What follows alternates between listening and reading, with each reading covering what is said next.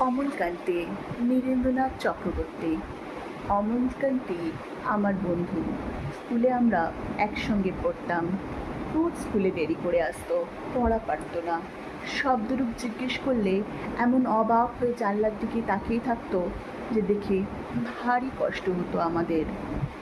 আমরা কেউ মাস্টার হতে চেয়েছিলাম, কেউ ডাক্তার, কেউ উকিল। অমলকান্তি সেসব কিছু হতে চায়নি। সে রোদ্দুর হতে চেয়েছিল। ক্ষান্ত বর্ষণ, কাক ডাকা বিকেলের সেই লাজুক রোদ্দুর, যা কিনা জাম আর জামরুলের পাতায় একটুখানি হাসির মতো লেগে থাকে।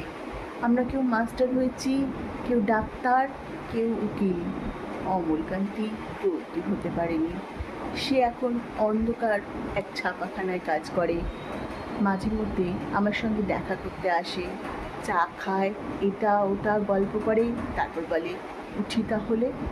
আমি দরজা পর্যন্ত এগিয়ে দিয়ে আসি।